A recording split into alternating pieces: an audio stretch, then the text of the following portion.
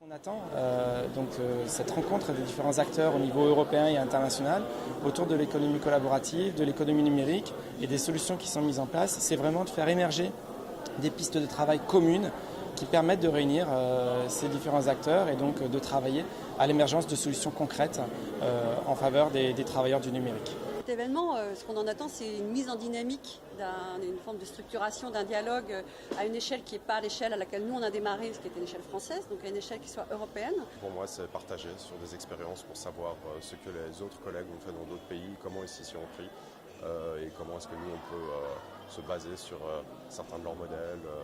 Voilà. À l'issue de cet événement, on s'attend surtout à ce qu'il y ait une suite.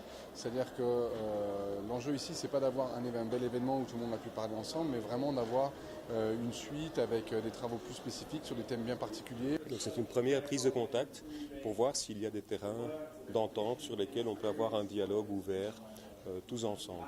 Je sais qu'en sortant d'ici, ça me donnera déjà pas mal de nouvelles idées pour des perspectives d'action, de contact et de mise en réseau un petit peu de nos actions syndicales avec les autres acteurs européens. Ce que j'attends de cette journée, c'est de pouvoir échanger avec d'autres, prendre la mesure des changements qui sont intervenus sur la manière d'organiser les entreprises, le marché du travail, qu'est-ce que ça va changer pour demain.